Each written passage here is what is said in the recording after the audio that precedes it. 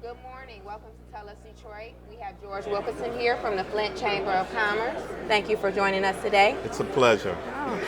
Tell us a little bit about Flint since it's made national news. What is the Flint Chamber and Genesee Chamber doing with the Flint water So issue? the Flint Genesee Chamber of Commerce, Nicole, is really trying to recognize first that this is a public health crisis and doing everything we can to support to help the city and the residents of Flint. So many individuals have been impacted, and so we want to be there to support from that perspective. But not only is this a public health crisis, it's also an economic crisis. And the economic crisis is because many of the businesses in Flint have been impacted, and I'm going to say millions and millions of dollars have been lost. If you look at restaurants, if you look at investment opportunities and things of that nature, there has been some loss. But what the chamber is trying to do is focus on our core, and that is to attract, to grow, to expand, and retain businesses. And so we're really focused on trying to make that happen, and we're doing it and trying to really hone in on what we had some good momentum going into the end of last year and really build upon that. If I can just extend that a little bit, there was $1 billion of expansion in government contracts and for Flint, and also out of that there was 42 investment projects representing $339 million, and 3,471 jobs were created or retained out of that investment, those 42 investment projects.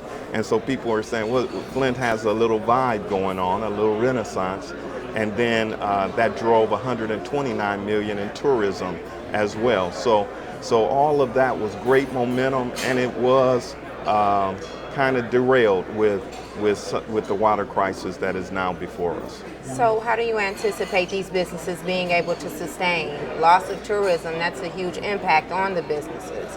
Are there any other type of grants or funding that's going to help these businesses sustain at this point? Great question.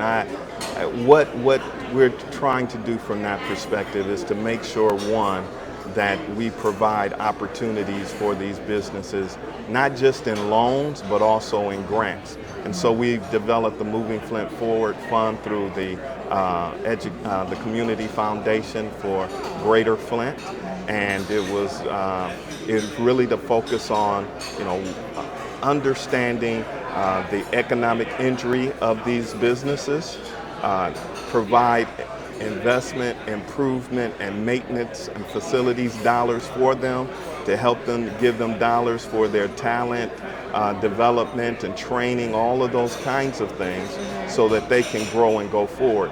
The fund was initially funded by Huntington and the Flint Now Foundation. Tom Gores from the Detroit Pistons had put in $1 million into the fund, and now about a week from now we'll be giving out the first dollars to those small and minority businesses that are injured, and it's going to represent about $250,000 of grants that are going to these organizations.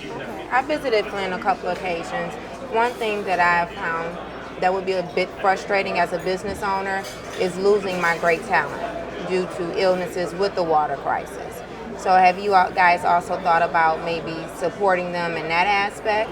If they're losing great talent due to the illnesses with the water crisis, how do you find top talent when people don't have water, their spirits are broken, all type of issues going on in the home?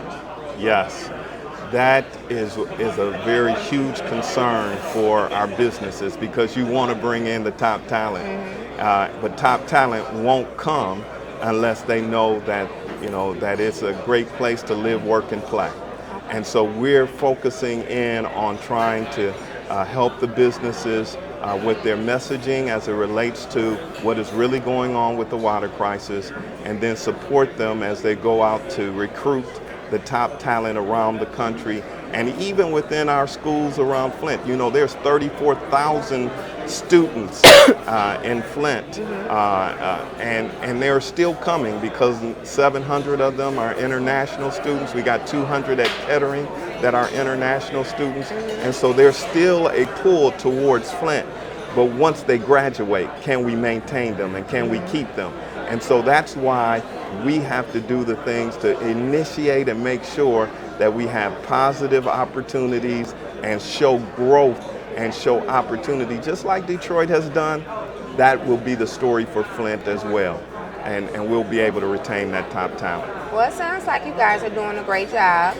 I hope that the people have faith that things will move forward, that Flint will be back on the map again, and you will gain that top talent, and you know, you grow the communities, because that's very important.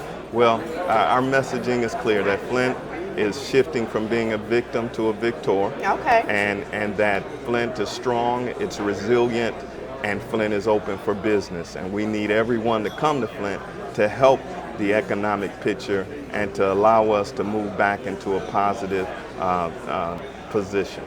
Okay. Well, we would like to thank you for being with us today at Tell Us Detroit. And we appreciate you coming. We welcome you back again. Thank you, Nicole. Thank It's been you. my pleasure. Have a great day.